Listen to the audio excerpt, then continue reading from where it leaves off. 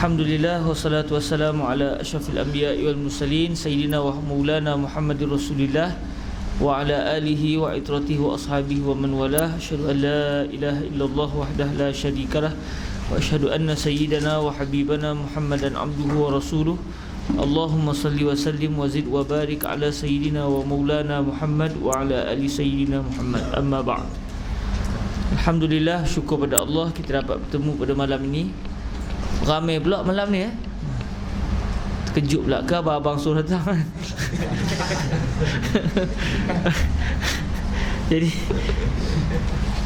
Jadi kita sambunglah kitab kita insya-Allah subhanahu wa taala.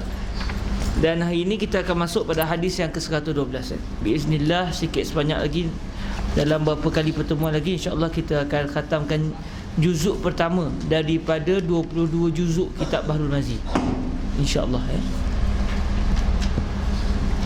Hari ini kita akan masuk babu majaa fi muakalatil haid wa su'riha. Muka yang ke-201. Siapa ada bukunya pada muka 201 insya-Allah. Hadisnya berbunyi Bismillahirrahmanirrahim.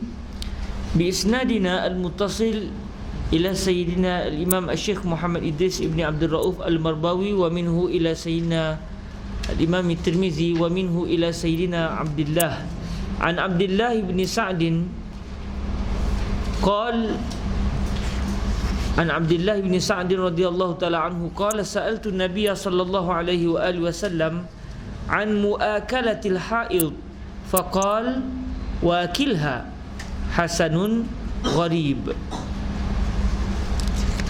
Yang bermaksud daripada Sayyidina Abdullah ibn Sa'd radhiyallahu ta'ala anhu katanya, telah aku tanya akan Nabi SAW daripada semakan seminum akan perempuan haid, maka sabdanya, makanlah sama-samanya, hasan gharib.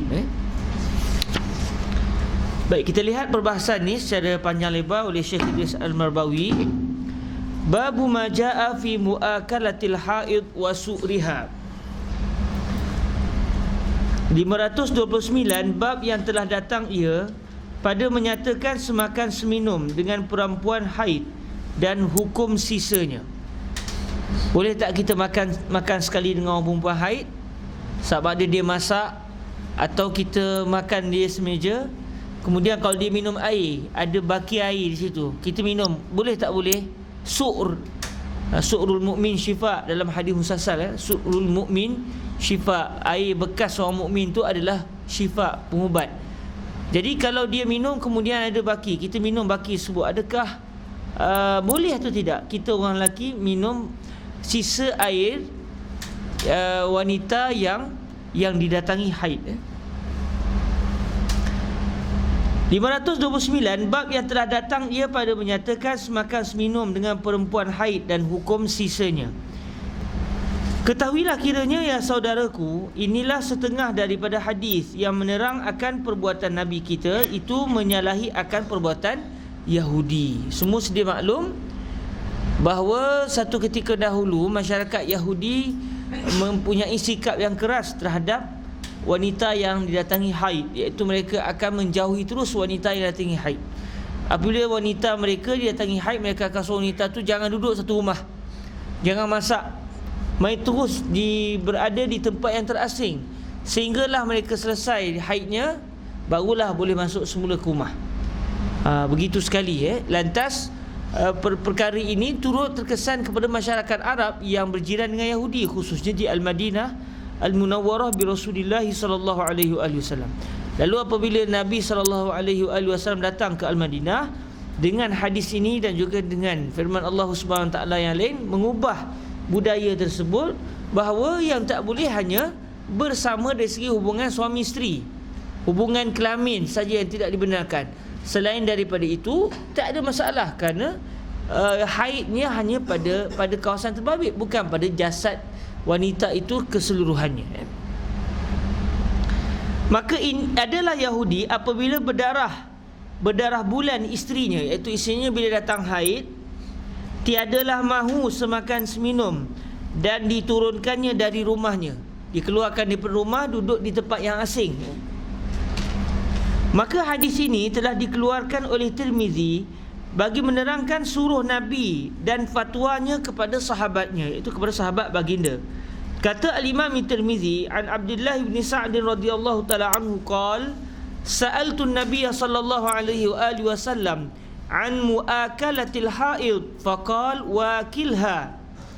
Diriwayatkan daripada Sayyidina Abdullah ibnu Sa'd radhiyallahu taala anhu, katanya, telah aku tanya akan Nabi sallallahu alaihi wasallam daripada semakan seminum dengan orang perempuan haid, maka sabdanya makanlah sama-sama dengan dia. Jadi ini sebagai contoh bagaimana Nabi sallallahu alaihi wasallam mengubah apa yang telah menjadi tradisi di sisi masyarakat Yahudi. Cuma adakah yang dilakukan oleh orang Yahudi itu memang syariat Nabi Musa sebagai contoh yang mereka warisi, lalu datang baginda Nabi menasahkan syariat Nabi-Nabi terdahulu, atau tak pernah langsung datang dalam mana-mana syariat, cuma mereka yang memandai-mandai yarid. Ya, mungkin ini mungkin kita tak tahu lah mana yang berlaku sebenarnya. Kita tak tahu mana satu sebenarnya yang berlaku secara realitinya. Adakah memang dia adalah satu syariat yang kita semua sedia maklum, syariat orang Yahudi dulu berat. Antaranya wanita Yahudi tidak dibenarkan menunaikan solat di masjid mereka. Orang lelaki saja yang boleh sembahyang di masjid, orang perempuan sembahyang di rumah, tak boleh pergi masjid. Antara lagi syariat mereka, kalau kita semua pernah dengar, kalau baju mereka kena najis, mereka tak boleh basuh, mereka kena koyakkan baju tu. Berat, syariat mereka berat. Antaranya lagi, mereka tak boleh makan daging unta. Kita daging unta boleh makan, kemudian mereka kalau masuk waktu solat, tak boleh solat di mana-mana tempat. Mereka hanya perlu sembahyang di masjid mereka sahaja. Untuk orang lelaki tak boleh sembahyang di rumah. Adapun kita, ju'ilat liyal ardu masjidan wa tahura, Allah Ta'ala telah menjadikan bumi itu sebagai masjid, iaitu tempat sujud dan juga tempat suci bagi orang Islam. Untuk baginda Nabi dan juga umat baginda, kita boleh bertayamum dengan tanah kalau tak ada air. Kemudian kalau kita nak solat atas tanah pun tak ada masalah, mana-mana tempat pun tak apa. Jadi berlaku kelonggaran dalam syariat Nabi Muhammad sallallahu alaihi wasallam, manakala syariat Nabi Musa, syariat Nabi-Nabi Bani Israel satu ketika dahulu agak keras, sesuai dengan sikap masyarakat Bani Israel yang keras.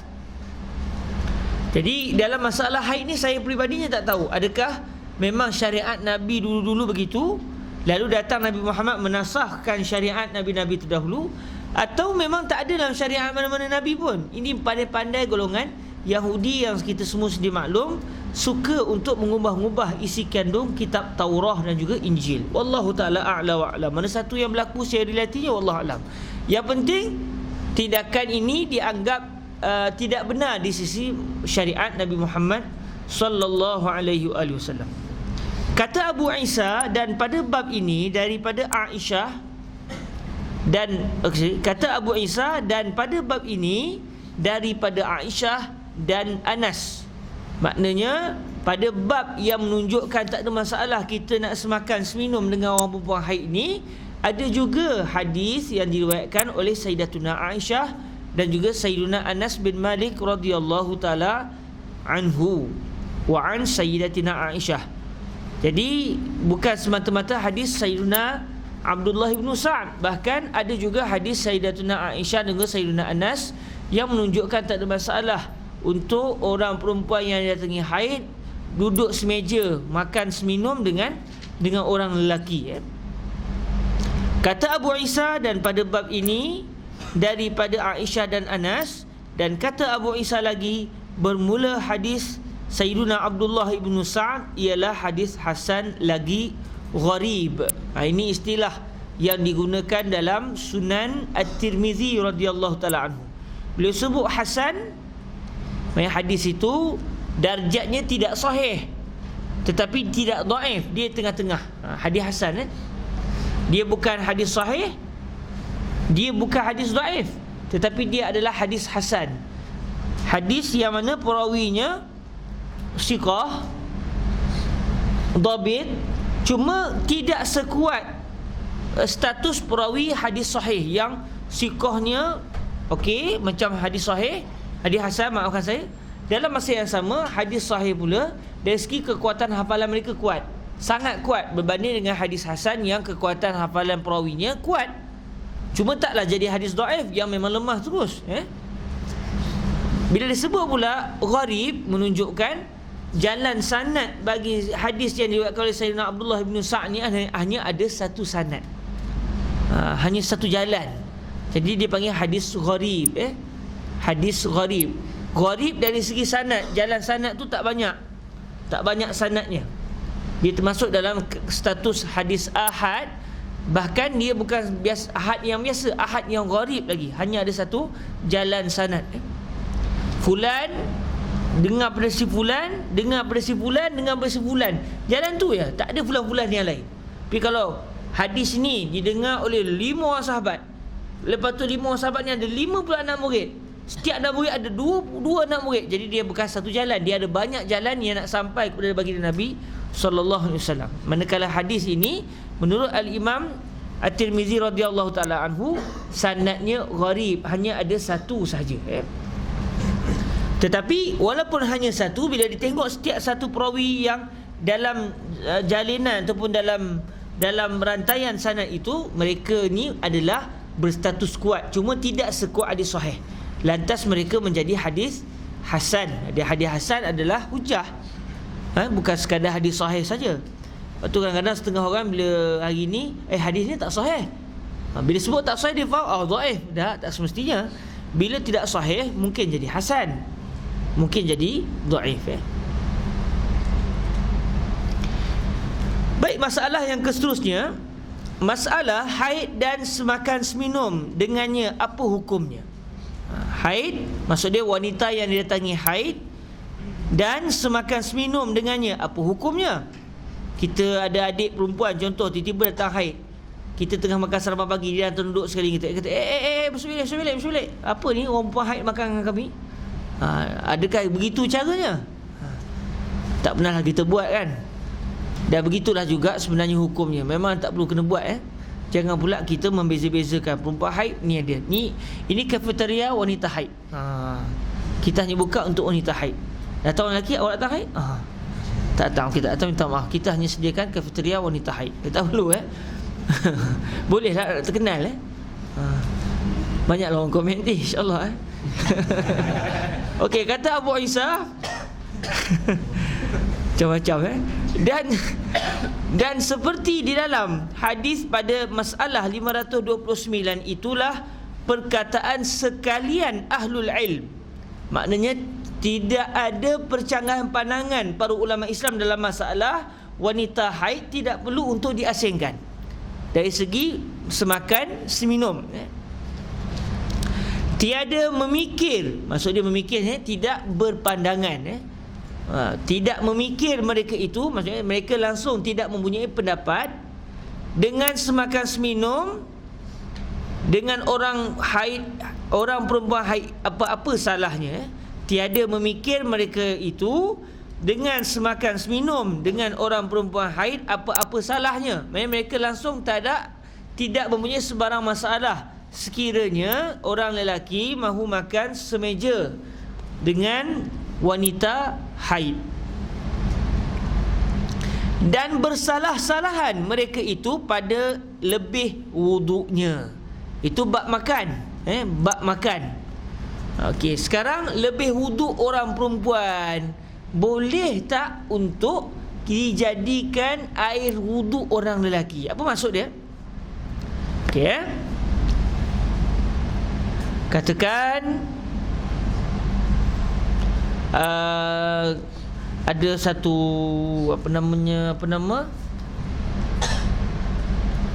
tempayan, dalam tempayan tu ada air zaman-zaman dulu ni. Jadi masa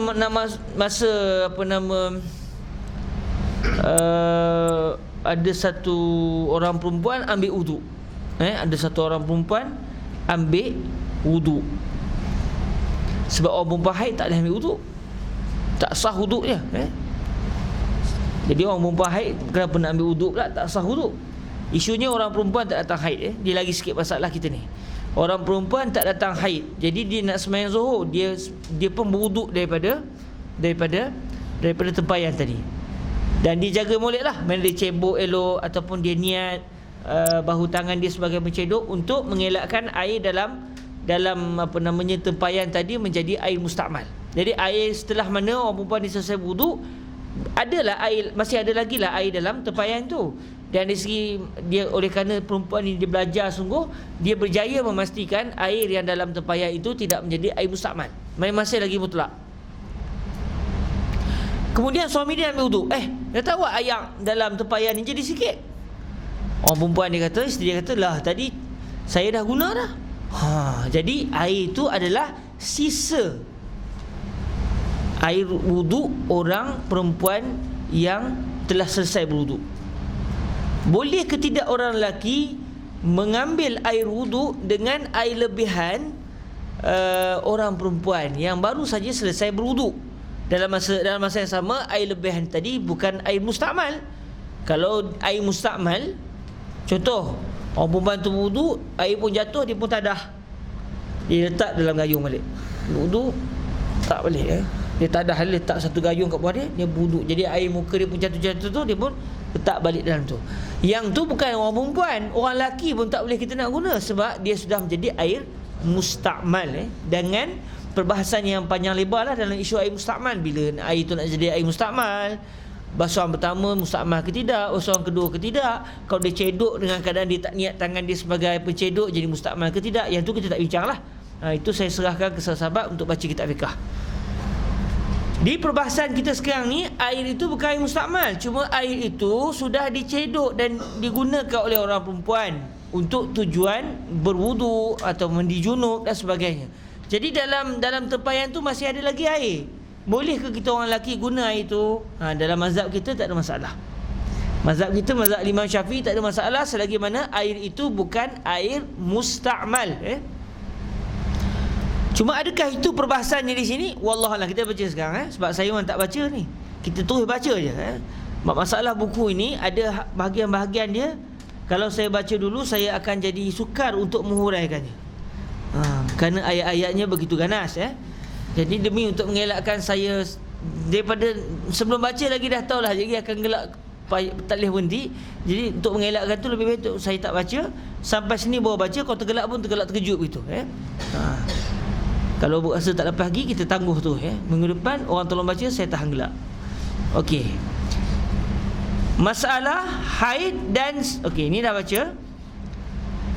Dan bersalah-salahan mereka itu pada lebih wuduknya.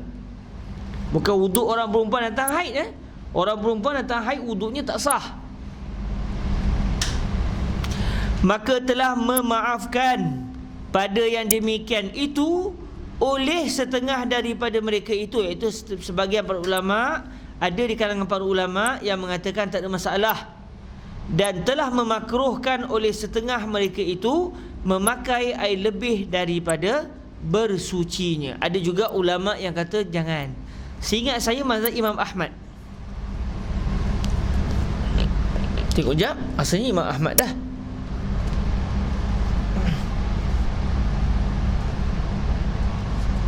Ya Rabb.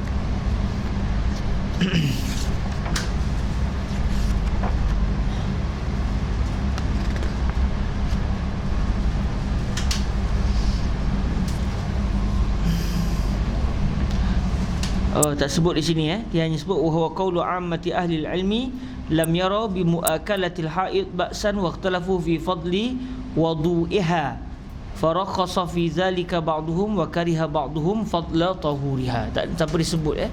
Kalau tak silap saya, itu adalah pendapat Imam Ahmad bin Hanbal. Tapi cek baliklah, mungkin saya tersilap dalam menisbahkan kepada beliau.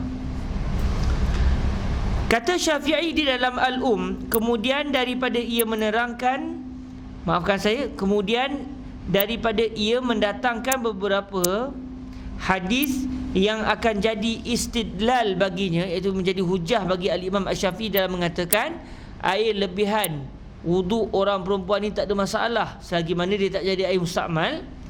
Katanya Dan dengan inilah kami ambil, akan tiada mengapa mandi dengan air lebih mandi orang junub dan lebih perempuan haid.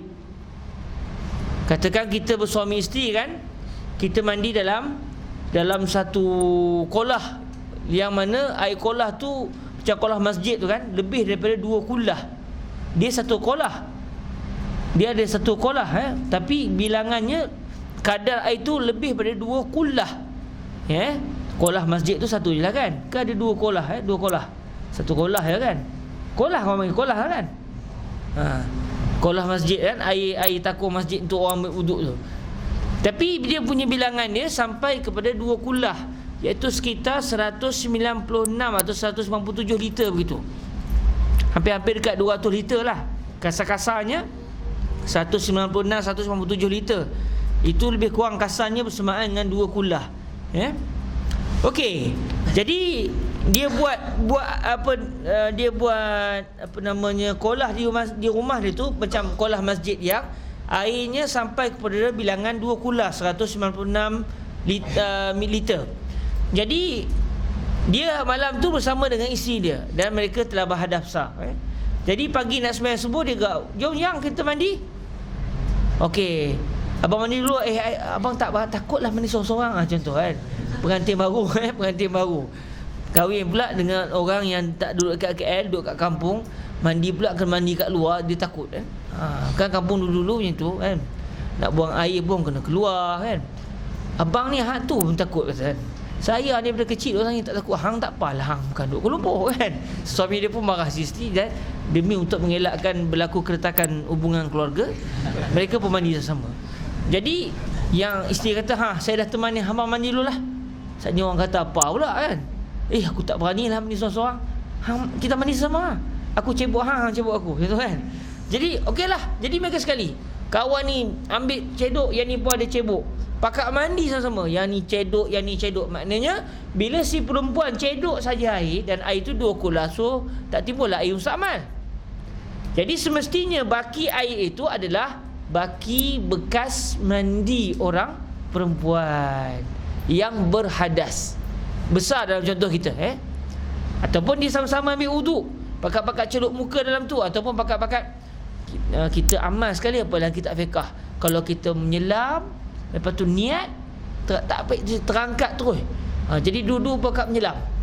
Menyelam air 2 kulah kan, menyelam sama-sama. Cuma orang perempuan tu dia selam dulu, selepas dia selam dia pun keluar, orang lelaki pula selam. Boleh tak orang lelaki tadi menyelam dalam kolah air tadi, sedangkan air itu sudah menjadi air sisa? Ataupun dalam masalah ni fadlu tahuril mar'ah, fadlu tahuril mar'ah atau fadlu wudu'il mar'ah. Kalau dalam masalah berwuduk dia jadi wudu. Okey, jadi boleh ataupun tidak dalam mazhab kita tak ada masalah. Jadi kata al-Imam Asy-Syafi'i radhiyallahu taala anhu, katanya, dan dengan inilah kami ambil, itu dengan hadis-hadis yang menunjukkan tak ada masalah. Contoh macam hadis yang kita sedang pelajari ini.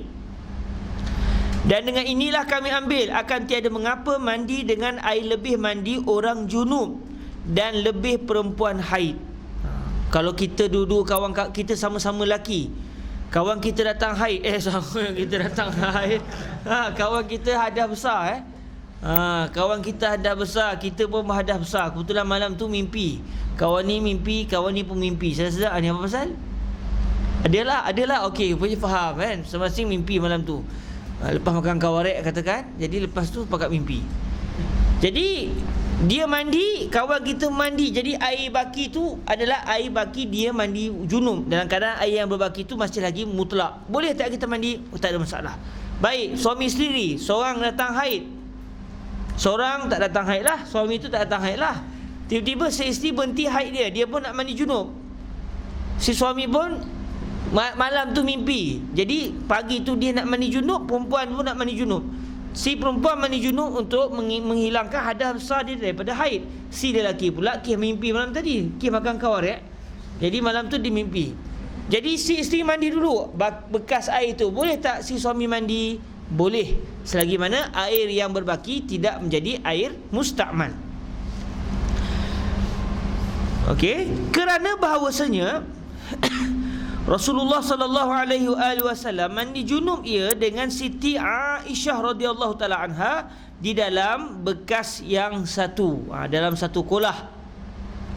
Orang ni cedok, Sayyidatuna Aisyah cedok, lepas tu Nabi pun cedok, lepas tu Sayyidatuna Aisyah cedok, Nabi pun cedok. Jadi bila Sayyidatuna Aisyah cedok, air yang berbaki adalah sisa ataupun fadlu tahuri Sayyidatina Aisyah radhiyallahu taala anha. Dalam masa yang sama Nabi mandi juga dengan air tersebut, menunjukkan tak ada masalah. Maka tiap-tiap seorang daripada keduanya mandi ia dengan lebih kawannya. Okey, setiap seorang akan mandi dengan air yang air itu adalah dianggap sisa air yang ditinggalkan oleh sahabatnya yang satu lagi. Kalau suami isteri, jadi si isteri dia akan mandi dengan air lebihan si suami. Sebab kalau dah mandi serentak, kawan ni mandi, jadi air yang berbaki itu adalah air baki suami. Kalau si suami pula, air yang berbaki itu air baki isteri. Maka tiap-tiap seorang daripada keduanya mandi ia dengan lebih kawannya. Maka bukannya haid itu di tangan, dan bukannya menajis akan dia oleh orang yang mukmin. Jadi haid itu tidak menajiskan. Orang perempuan datang haid, si suami nak ambil uduk, dia kata, saya datang haid, tangan saya nak celup lah air ni. Dia celup, habis abang tak nak ambil uduk lah, sebab air ni saya dah celup tangan saya. Haid bukan di tangan, haid di kawasan terbabit. Melainkan kalau dia, maaf contohlah, kalau kita buat contoh, kalau dia kotorkan tangan dia dengan darah haid, ketika itu tangan dia bernajis. Kalau dia sentuh air yang kurang 2 kullah, jadi air itu jadi mutanajis, bukan semata-mata dengan darah haid. Kalau dia pegang apa saja najis, begitu juga keadaannya. Tapi kalau tangan dia bersih, dia pergi celup dalam keadaan darah haidnya belum lagi berhenti, maka air itu tidak menjadi air mutanajis, kerana haidnya itu adalah hadas. Haidnya itu adalah hadas. Darah itu najis, dalam masa yang sama dia dihinggapi oleh hadas haid. Hadas ni umpama macam satu kotoran yang tak dilihat oleh mata. Macam kita bila kita terbuang angin, seakan-akan muka kita sudah dilitupi oleh satu kotoran yang namanya hadas kecil. Tangan kita pun dilitupi oleh satu kotoran yang namanya hadas kecil. Kepala pun begitu, kaki pun begitu. Bila kita ambil uduk, kita basuh muka, gugurlah kotoran hadas yang ada pada muka. Tapi tangan ni tak, masih lagi kotor. Kita membasuh tangan kita, gugurlah hadas kecil daripada tangan. Begitulah juga dengan hadas besar. Jadi oleh kerana itu, apabila hadas itu, hanya hadas itu kena pada wanita tetapi bukan pada tangannya. Maksudnya tangannya itu tidak dianggap najis, walaupun dia itu ditimpa hadas besar. Tapi pada bahagian yang terbabit yang masih berdarah, kawasan itu bernajis. Kalau wanita tadi air kurang daripada 2 kullah contoh, ataupun kullah dia air dah tinggal sikit, tak sampai 197 liter tadi, hanya ada 3 liter je. Tiba-tiba dia pergi menyelam dalam tu, dalam keadaan air kurang 2 kullah, lepas tu kemaluannya berdarah lagi. Ketika itu air menjadi mutanajis. Kalau suami mandi nak ambil wuduk, tak sah lah, sebab air mutanajis tidak sah untuk digunakan sebagai air bersuci. Tapi kalau dia bersih, tangan dia tak ada najis, air ni air apa bang? Air ni saya nak buat wuduk. Okey, saya celup saja, tak kacau. Suami kata terima kasih lah kacau, tak ada benda pun. Saya datang haid. Jadi suami boleh kata, haid kamu tu bukan di tangan. Tangan kamu tidak menyebabkan air ini jadi mutanajis. Lain kalau wanita tadi sudah putus haid. Bang, saya ni dah habis datang haid, sekarang ni air abang nak ambil wuduk saya celup tangan kan. Okey, sahaja aku angkat adah besar kerana Allah Ta'ala. Dia pun celup tangan. Apa yang berlaku? Terangkatlah hadas besar dia pada tangan dia dulu, tapi yang lain tak terangkat lagi. Air tu apa jadi? Mustakmal. Sebab air tu kurang daripada 2 kullah. Jadi suami kata la ilaha illallah. Hang ni tak ada kerja lain. Jadi suami boleh marah lah. Okey. Itu perincian sikit lah dari segi perbahasan fiqahnya begitu. Maka tiap-tiap seorang daripada keduanya mandi ia dengan lebih kawannya. maka bukannya haid itu di tangan dan bukannya menajis akan dia oleh orang yang mukmin. Orang mukmin tidak menajiskan. Tapi orang kafir pun begitu. Innamal musyrikuna najas, sesungguhnya orang-orang musyrik itu adalah najis. Itu kata para ulama kita dari sudut akidah dia, bukan badan dia. Kalau dia dah mandi elok, dia tangan dia basah pegang kita, tidak bernajis kita. Tapi kalau dia minum arak, dalam mulut ni ada belum basuh lagi, kan? Ni mulut ni baru lepas minum arak, jadi mulut dia sudah bernajis. Dia pun pergi minum air, pergi bubuh pula, pergi sembur pula air yang dalam mulut dia, dalam bekas kita, ketika itu air bekas kita jadi bernajis. Tapi dia tu sendiri kalau dia bersih, dia bukan najis. Sama dengan orang mukmin, cuma disebut di sini, dan bukannya menajis akan dia oleh orang yang mukmin, iaitu dari sudut kalau kita nak bincang pasal orang Islam tidak menajiskan. Orang bukan Islam pun begitu. Tetapi sebab tiada boleh disentuh air itu dengan tangan pada setengah masa dan boleh sentuh pada setengah masa, ialah ta'abbud jua. Kenapa pula ada beberapa masa kita boleh sentuh air yang berbaki itu kita boleh guna, dalam beberapa keadaan tak boleh guna? Iaitu kalau air itu jadi mustakmal, kita tak boleh guna. Kalau dia tak jadi mustakmal, boleh guna. Katanya Syekh Idris, atas dasar ta'abbud. Allah suruh begitu, kita ikutlah.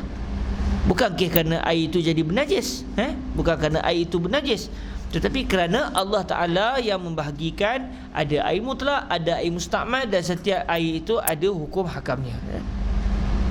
Apa khabar hari? Sihat? Lawa jam rasanya kalau 10 kali ulang dapat tu, insyaAllah. Okey, kita masuk bab yang seterusnya. Jangan, tak ada jam. 113. Anil Qasim ibn Muhammadin radhiyallahu ta'ala anhu qala qalat Aisyah radhiyallahu ta'ala anha qala li Rasulullah sallallahu alaihi wa alihi wasallam nawilinil khumrata minal masjidi.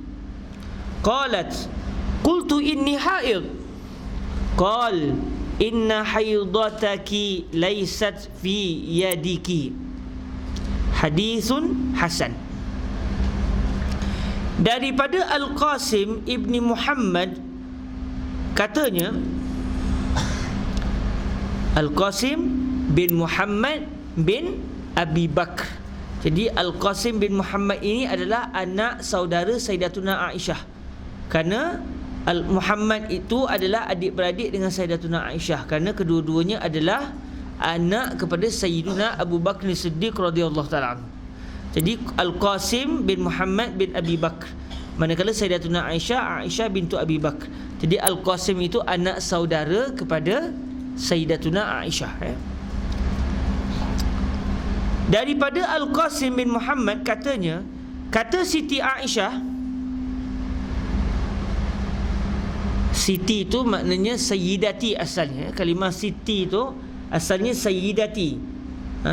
Kalau orang mesti sebut Siti, Sitina Aisyah, Sitina Zainab, Sitina Zainab, Sitina. Mereka orang Melayu Siti itu, Siti, Siti Star, Siti, Siti. Dia dalam asal hadis tak ada kalimah Siti itu, tapi ini menunjukkan ihtiram, kita ihtiram kepada para sahabat, apatah lagi kalau ia adalah ibu bagi orang-orang Islam. Bagi contoh kita diajar, kita tak sebut berkata Khadijah, Siti Khadijah. Berkata Siti Khadijah, katanya Siti Aisyah, Siti Maimunah. Menunjukkan orang Melayu ni dari dulu lagi sudah diajar erti beradab dengan para sahabat Nabi sallallahu alaihi wasallam. Alhamdulillah. Daripada Al-Qasim bin Muhammad, katanya, kata Siti Aisyah radhiyallahu taala anha, telah bersabda bagiku Rasulullah sallallahu alaihi wasallam, unjukkan aku, maksud dia berikan kepadaku, unjukkan aku lapik sembahyang daripada masjid.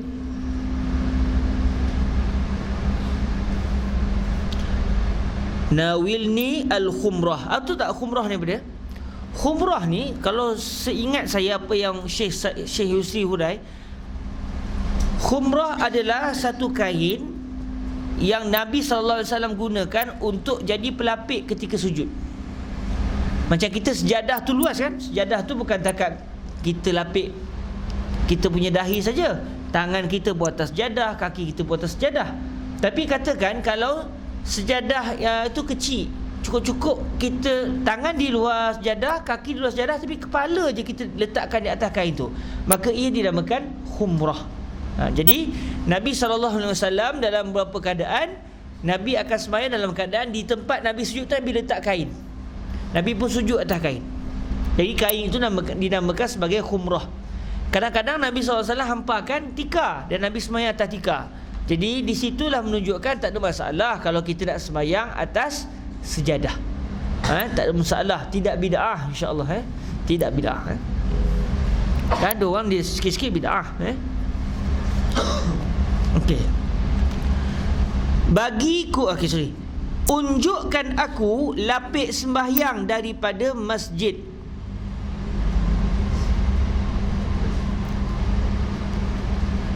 Sebentar ya. Minal masjid di sini adakah maksud masjid ataupun masjid maksud dia tempat sujud? Sebab kalimah masjid kadang-kadang bermaksud rumah, bangunan yang kita jadikan sebagai tempat solat tu, ataupun kadang-kadang masjid dengan maksud maudhi'us sujud. Contoh hadis ittakhadhu qubur anbiya'ihim masajida. La'anallahu al-yahud ittakhadhu qubur anbiya'ihim masajida. Allah melaknat masyarakat Yahudi, mereka telah menjadikan kubur-kubur nabi mereka sebagai masjid. Apa dia? Iaitu mereka menjadikan kubur nabi mereka sebagai tempat sujud mereka. Mereka sujud ke kubur, atau mereka memang meletakkan dahi mereka di atas kubur para nabi. Bukannya kalau ada kubur dalam masjid. Itu yang disebut oleh para ulama kita. Sebab ada di Mesir orang tak bagi sembahyang di kubur. Dia kata Nabi tak bagi. Sebab dia faham al-masjid dengan maksud masjid yang kita faham. Sedangkan masjid dalam bahasa Arab dia lebih kadang-kadang bermaksud bukan masjid itu, tetapi menunjukkan maknanya tempat sujud.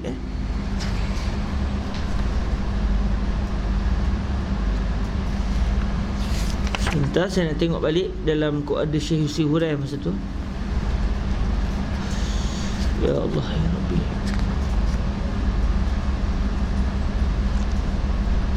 Okey. Al-haid yahrumu 'alaiha al-murur fil masjid wal muksu fihi wal 'illa al-khawf min at-talwis al-masjid.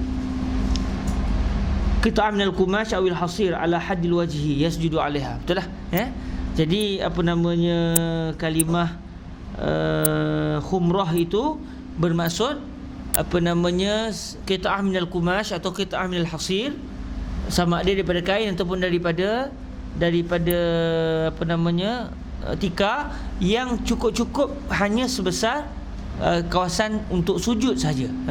Yang ini mungkin dalam masyarakat kita tak ada kot. Kita biasanya sujadah terus.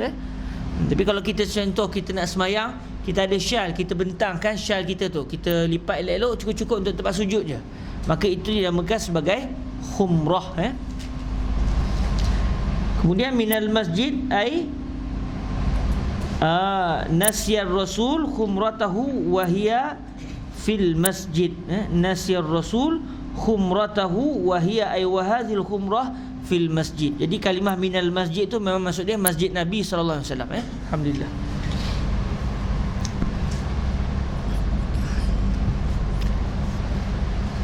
Jadi Nabi kata unjukkan aku lapik sembahyang daripada masjid. Maksud dia lapik sembahyang tu aku tertinggal dalam masjid. Tolong ambil sekejap daripada masjid. Okey, tolong ambil sekejap daripada masjid. Dia ada dalam masjid. Nabi pula dalam rumah. Nabi pula dalam rumah ketika tu. Dan semua sedia maklum zaman Nabi dulu memang rumah Nabi dan masjid tu sebelah. Maknanya kalau Nabi nak keluar rumah, Nabi keluar, langkah tu masuk masjid. Langkah tu masuk masjid. Jadi kawasan Raudah itu adalah kawasan, contoh hari ni kalau kita semua itu dah dalam masjid lah. Tapi pada zaman Nabi dulu, rumah Sayyidatuna Aisyah memang di tepi masjid. Memang kalau buka, memang Nabi Nabi boleh terus masuk. Dalam beberapa hadis Nabi pernah beriktikaf dalam masjid. Nabi pun bila dalam iktikaf Nabi tak keluar dari masjid sebab syarat iktikaf mesti dalam masjid. Kemudian Nabi pun berbaring. Nabi meletakkan kepala Nabi di luar masjid dan kepala Nabi pun masuk ke dalam rumah Sayyidatuna Aisyah. Jadi badan Nabi dalam masjid, kepala Nabi dan rumah Sayyidatuna Aisyah. Jadi Sayyidatuna Aisyah pun sikat rambut Nabi apa semua dalam keadaan Nabi berbaring. Memang kira-kira dekat lah kan. Memang katakan contoh macam ni masjid, ni rumah. Nabi pun baring gitu. Kepala di dalam rumah, manakala kaki dan badan masih ketika itu berada dalam masjid, dan ia tidak membatalkan i'tikaf kerana masih lagi dalam masjid. Cuma kepala je berada di luar masjid. Jadi Nabi kata kepada Sayyidatuna Aisyah, unjukkan aku lapik sembahyang daripada masjid. Yang mana lapik sembahyang itu berada dalam masjid. Tolong ambil sekejap. Nabi pula berada dalam rumah masa tu. Qalat, katanya, itu kata Sayyidatuna Aisyah, kataku bahawasanya aku perempuan haid. Hei, macam mana saya nak masuk dalam masjid Nabi?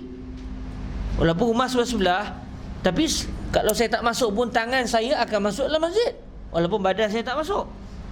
Katakan khumrah tu memang di tepi masjid. Kalau rumah Sayyidatuna Aisyah memang berdepek dengan masjid. Kalau Sayyidatuna Aisyah ambil begitu, tangan Sayyidatuna Aisyah akan berada dalam masjid walaupun badan Sayyidatuna Aisyah dalam rumah. Jadi boleh ke begitu? Jadi kata Sayyidatuna Aisyah, kataku aku perempuan haid. Sabdanya, kata sabda Nabi SAW, bahawasanya haid engkau tiada ada pada tangan engkau. Yang tak boleh kamu masuk dalam masjid sekarang ni tangan kamu saja, bukan kamu tu masuk dalam masjid. Jadi tak ada masalah untuk perempuan haid tadi mengambil sesuatu daripada dalam masjid. Babu majaa fil haidi tatanawalu syai'a minal masjid.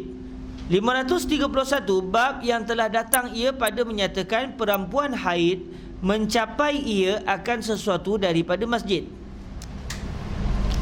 Ketahuilah ya saudaraku, adalah perempuan yang haid itu beberapa perkara yang haram ia memperbuatnya. Setengah daripadanya ialah masuk masjid, maka haram atasnya. Jadi dalam mazhab kita, mazhab Imam Syafi'i, walaupun orang perempuan tu dah tutup elok dah, dia dah pakai tuala wanita yang elok kan, lantas darah haid dia tak akan menitis keluar, tetap dalam mazhab Syafi'i kita tidak boleh orang perempuan haid masuk dalam masjid. Orang yang datang hadas besar pula, dia tak boleh lepak dalam masjid. Tapi kalau dia jalan daripada satu pintu ke satu pintu dan dia lalu masjid, boleh, dengan syarat dia tak berhenti. Kalau dia berhenti, dia sudah dianggap orang yang melepak dan berhenti dalam masjid. Tak boleh tak? Tapi kalau sekadar nak lalu, tak apa. Ada pun orang perempuan terus tak boleh sebab dia punya hikmah dulu kerana takut mengotorkan masjid. Tapi kalau orang lelaki yang ditimpa hadas besar, tak ada menceceh hadas besar dia masuk dalam masjid, kan? Tapi kalau orang perempuan takut darahnya itu. Jadi orang perempuan tak boleh masuk dalam masjid ketika dia berada dalam keadaan hadas besar. Itu dalam haid. Jadi antara masalah kita di Malaysia, adakah surau itu masjid? Kalau ikut apa yang saya duk belajar sikit-sikit dengan Syekh Said ini, Syekh Said Saltut, seakan-akan menunjukkan surau kita adalah masjid. Surau kita di Malaysia adalah masjid. Kata Fadilatul Syekh Said bin Syatut, kalaulah surau kamu yang kamu namakan sebagai musalla itu, di atas ni tak ada bangunan lain, bukan surau bawah flat, bukan surau flat. Surau flat kan, siapa duduk di KL, atas ni rumah orang, di bawah tu dia buat surau. Kalau surau flat, itu tidak dianggap masjid. Tapi kalau dia surau seketul begitu, dia bentuk macam masjid, cuma tak buat sembahyang Jumaat.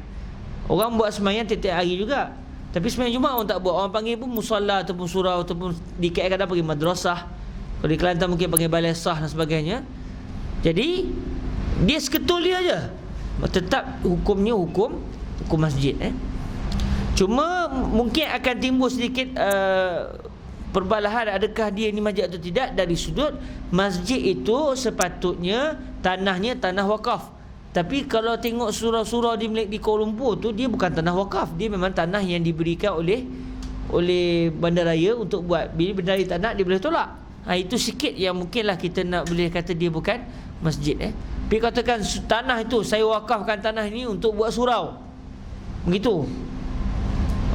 Jadi sebenarnya walaupun dia kata surau, tapi sebenarnya dia adalah hukum masjid. Jadi lagi baik orang perempuan jangan masuk terus surau. Jangan masuk terus surau kerana takut ia adalah dihukum masjid. Tapi kalau surau rumah perak contoh, surau perak tak apa, dia bukan surau, dia bukan surau Seketul, dia surau dalam asrama, surau rumah Selangor. Semua surau lah di rumah-rumah negeri, tak ada lagi surau Seketul lah saya. Semuanya surau dalam bangunan. Itu pun kadang-kadang dulu saya masa duduk asrama, budak-budak tunggu komat baru turun. Teruk. Sekali saya buat kat rumah KL, saya kata komat ni untuk membangunkan orang yang dah ada dalam surau. Manakala azan tak nak bagi tahu yang kita ni sedang azan. Jadi komat saya tutup mikrofon. Saya pun komat. Orang bising. Pasal tak dengar. Saya kata sebab tujuan komat ni nak membangun orang yang dalam surau. Dah tak ada orang dalam surau, kan? Berapa dah panggil orang? Patutnya korang kan dah dipanggil masa azan pun ni, kan? Akhirnya berlakulah khilaf besar ketika itu. Cuma masa tu tak ada laika sangatlah. Okey, macam-macam. Okey, bab yang telah datang ia pada menyatakan perempuan haid mencapai ia akan suatu. Kita dah baca ni. Okey, antara perkara yang diharamkan oleh perempuan adalah masuk dalam masjid. Ialah masuk masjid, maka haram atasnya, iaitu atas orang perempuan. Adapun jikalau mengunjukkan dan mencapaikan sesuatu daripada luarnya ke dalam masjid, maka iaitu harus jua dengan dalil hadis yang dikeluarkan oleh Tirmizi ini. Maksudnya kalau perempuan itu di luar masjid, lepas tu anak dia katakan dalam masjid, "Mak ambil ni mak, ada lauk sikit." Mak ni pun suarkan tangan, menyuarkan tangan, suar tangan lah, kan. Lantas si anak pun bagi je tangan mak dalam masjid. Boleh ke tidak? Mak pula datang haid. Boleh, berdasarkan hadis ini. Anil Qasim ibn Muhammadin qalat Aisyah radhiyallahu taala anha qala li Rasulullah sallallahu alaihi wasallam nawilini nawilinil khumrata minal masjid. Diriwayatkan daripada Al-Qasim ibn Muhammad, katanya telah berkata Siti Aisyah radhiyallahu taala anha telah bersabda Rasulullah sallallahu alaihi wasallam bagiku, iaitu Sayyidatuna Nabi telah bercakap kepada Sayyidatuna Aisyah. Okey, telah bersabda Rasulullah sallallahu alaihi wasallam bagiku daripada masjid, padahalnya ia di dalam i'tikaf. Maafkan saya sahabat-sahabat, saya salah faham. Nabi ketika itu dalam masjid, manakala khumrah Nabi itu dalam rumah. Sayyidatuna Aisyah dalam rumah. Nabi kata, saya punya khumrah yang dalam rumah tu tolong bawa ke masjid. Jadi Sayyidatuna Aisyah pun memberikan kepada Nabi akan khumrah, dan Nabi pun capai. Jadi tangan Sayyidatuna Aisyah masuk dalam masjid. Cuma agak pelik sikit kerana disebut minal masjid, al-khumrah minal masjid.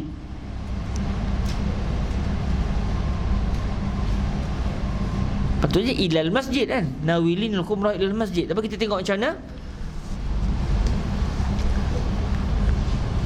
Ya Rasulullah, telah bersabda Rasulullah sallallahu alaihi wasallam bagiku daripada masjid, padahalnya ia di dalam i'tikaf. Sabdanya, ya Aisyah, capaikan dan unjukkan aku akan lapik sembahyang dari luar masjid. Dari luar masjid.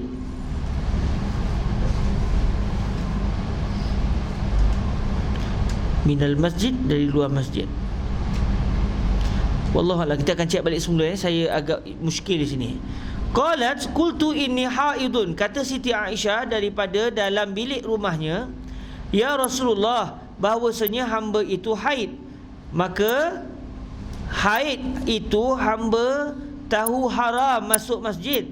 Jadi kata Sayyidatuna Aisyah, ni bukan kata Sayyidatuna Aisyah, ini kefahaman daripada Syekh Idris Al-Marbawi. Syekh Idris cuba membayangkan apa sebenarnya yang diinginkan oleh Sayyidatuna Aisyah. Jadi seakan-akan Sayyidatuna Aisyah ingin sebut, maka haid itu hamba tahu haram masuk masjid. Perempuan haid itu yang saya tahu tak boleh masuk masjid. Maka bagaimana hamba mengunjukkan tikar sembahyang kepada tuan hamba? Sebab bila saya berikan kepada Nabi, akan berlaku tangan saya masuk dalam masjid. Dia akan menyebabkan sebahagian jasad saya dalam masjid, sedangkan saya datang haid. Orang perempuan tak boleh masuk masjid. Okey. Qal inna haidataki laysat fi yadiki. Kata Rasulullah sallallahu alaihi wasallam, bahwasanya haid engkau itu bukannya pada tangan engkau. Maka apakah salahnya engkau mengunjukkan dari luar masjid dan aku di dalamnya? Bahkan jangan dengan badan-badan kamu masuk masjid, maka tiadalah berdosa kamu. Kalau sekadar tangan saja tak apa. Yang tak boleh masuk masjid dengan badan-badan. Orang pun kalau anda kata dia, tangan dia dalam masjid, orang kata, kenapa kau masuk dalam masjid? Masuk apa badan aku kat luar masjid? Orang pun tak kata dia telah masuk dalam masjid, walaupun tangannya berpaut dan sampai ke dalam masjid. Kata Abu Isa, dan pada ini bab ada riwayat daripada Ibnu Umar dan Abi Hurairah. Jadi ada juga hadis riwayat Sayyidina Ibnu Umar dan juga Sayyidina Abu Hurairah radhiyallahu taala anhum yang menunjukkan tak ada masalah kalau sekadar tangan saja yang masuk ke dalam masjid. Telah berkata Abu Isa lagi, bermula hadis Aisyah ini hasan. Sebentar saya nak merajaah balik hadis tadi, sebab minal masjid itu jadi agak muskil bagi saya. Tapi yang biasa kita dengar memang begitu. Nabi dalam masjid dan Nabi minta khumrah itu diberi kepada Nabi, yang mana khumrah itu berada di dalam rumah Sayyidatuna Aisyah radhiyallahu taala anha.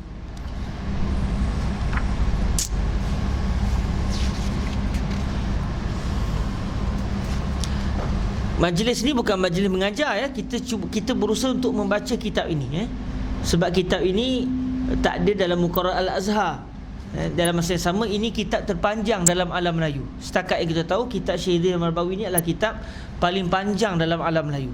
Jadi, dan kitab ni dibaca hatta di Fatani pun dibaca. Jadi satu kerugian lah kalau kita tak pernah membaca kitab ini. Dalam masa yang sama, kitab ini kaya dengan pelbagai kalimah-kalimah lama. Jadi kalaulah kita tak mempelajari dan tak cepat untuk cuba cari kalimah ini, takut nanti kalimah itu pupus dan kitab ini akhirnya tak mampu untuk dibaca secara baik. Jadi saya ambil peluang untuk cuba baca kitab ini. Cuma bila nak merajah kat rumah kadang-kadang tak sempat. Jadi kita tawakal Allah, kita baca di sini, tak lepas kita terus cari. Jadi kalau sebab kata, alah baru nak cari, kenapa tak cari kat rumah? Jangan marah, jangan marah. Sabar. Jangan marah. Kalau kita minta satu benda, yang tu je lah. Jangan marah.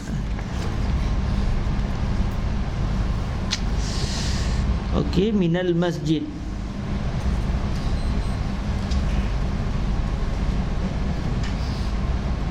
Kalau apa yang dihuraikan oleh Fadilatul Syekh Yusri ni, yang saya petik ketika Syekh hurai. Jadi Syekh hurai, saya pun buat kesimpulan, Nasiyar Rasul khumratahu wa hiya fil masjid. Nasiyar Rasulu khumratahu wa hiya ay wa hadhil khumrah fil masjid. Bukan wahiyah tu maksud Sayyidatuna Aisyah dalam masjid. Bagi ketika Sayyidatuna Aisyah dalam keadaan haid. Jadi apa yang Syekh Idris huraikan ini agak bertembung sedikit dengan apa yang kita dengar daripada Fadilatul Syekh Yusri bin Rushdi Al-Hasani. Dan dalam masa yang sama, dia agak apa yang Syekh hurai ini agak hampir dengan zahir hadisnya, kerana nawilinil khumrata minal masjid. Nawilinil khumrata minal masjid menunjukkan minal masjid tu apa yang daripada dalam masjid tu, iaitu al-khumrah tu berada dalam masjid. Okey, tolong ambil sekejap khumrah yang ada dalam masjid tu. Nabi ketika itu dalam rumah, bukan dalam masjid. Tapi ala kulli hal kita akan murajah balik perbahasan ini insya-Allah Subhanahu wa taala. Makna kalimah pelik di dalam hadis nawilini, yakni capaikan dan unjukkan. Ini Syekh Idris cuba nak beberapa kalimah yang mungkin kalau kita yang boleh bahasa Arab pun first time dengan al-khumrah ni, Al-khumrah ni apa? Arak ke kan? Dah bukan arak tapi dia kalimah khusus. Nawil. Apa pula nawil ini biasanya tak a'tini je. Itu biasa yang kita dengar Jadi sekarang Syekh Idris cuba nak menterjemahkan beberapa kalimah-kalimah Arab yang agak aneh yang agak jarang kita gunakan. Nawili ni yakni capaikan dan unjukkan. Al-khumrah yakni tika daripada daun tamar. Dan ialah jua bernama sejadah yang dijadikan tempat sujud sembahyang. Tapi tidak semestinya al-khumrah tu mesti daripada daun kurma. Hatta kalau daripada kain pun tetap dinamakan sebagai al-khumrah. Tapi kalau dia anyam daripada daun kurma pun tetap dipanggil khumrah apabila keluasannya adalah keluasan untuk sujud. Tapi kalau seluar orang semayang kita boleh baring atas tu, itu tak panggil khumrah. Itu kita panggil apa bahasa Arabnya? Hasir. Hasir iaitu tikar. Okey. Cuma bila kita sebut kalimah sejadah ni kita faham satu sejadah penuh lah. Mai sebahagian sejadah. Sejadah yang dipotong cukup-cukup untuk kita sujud. Baik, masalah yang terakhir 532, masalah haid menunjukkan. Haid di sini maksudnya orang yang datang haid. Sebab haid tu sendiri dia tak boleh nak buat apa. Dia hadas, tapi maksudnya orang yang didatangi haid. Haid menunjukkan suatu ke dalam masjid. Apa hukumnya? Orang datang haid, dia menyampaikan sesuatu atau dia menjadikan tangannya masuk ke dalam kawasan masjid. Apa hukumnya? Kata Abu Isa, dan ialah yakni seperti di dalam hadis pada masalah 531 itulah perkataan sekalian ahlul ilm. Tiadalah kami ketahui akan ada perselisihan antara mereka itu. Bahkan yang aku ketahui tiada ada perselisihan sekali-kali dengan bahawasanya tiada mengapa mencapaikan oleh orang yang haid itu akan suatu daripada masjid. Jadi kata Al-Imam Tirmizi radhiyallahu taala anhu, tidak ada khilaf di kalangan para ulama setakat yang beliau tahu. Tidak pula beliau jumpa ada ulama kata tidak boleh orang perempuan memasukkan tangannya ke dalam kawasan masjid ketika dia sedang dalam keadaan haid.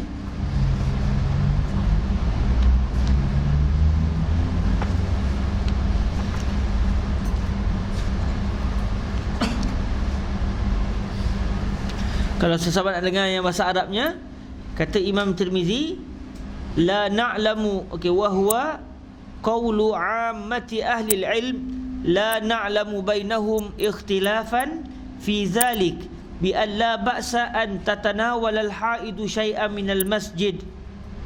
Ai kata Syekh huraian berfadilah Syekh Husrinya, ai dunal mururi fil masjid wad dukhuli wal muksifi. Sekadar tangan je, bukan masuk badan dalam masjid, bukan lepak dalam masjid, bukan berjalan dalam masjid. Ya subhanallah, di antara manhaj yang saya nak sentuh, subhanallah, Imam Tirmizi kata la na'lam, kami tak tahu. Ada ulama yang berpendapat tak boleh pula. Di sini sebenarnya adalah satu manhaj yang besar. Kerana di sana ada beza. Tidak wujud dengan setakat yang saya tahu tidak wujud. Ada dua yang beza situ. Kalau kita kata tak ada masalah, tak ada khilaf, itu menunjukkan kita telah membaca ke semua perbahasan dan kita telah cek semua perbahasan. Akhirnya yang kita jumpa secara pasti memang tak ada khilaf. Tapi kalau kita sebut la na'lam, iaitu sekadar yang saya duk baca-baca ni, yang sekadar yang saya jumpa, saya tak jumpa ada khilaf. Tapi mungkin ada benda yang saya tak jumpa, rupanya memang ada khilaf. Tapi sekadar yang saya baca, saya tak jumpa. Jadi tarik yang ini adalah satu tarik yang menunjukkan insaf di dalam menyampaikan amanah ilmu. Kalau kita baca muqaddimah Imam Nawawi radhiyallahu taala anhu, ketika Imam Nawawi menceritakan sebenarnya sebelum saya ni dah ada orang tulis kitab Al-Arba'un. Lepas tu Imam Nawawi sebut orang yang mula-mula menulis kitab Hadis 40 ni yang saya tahu adalah Ibnu Mubarak. Yang saya tahu.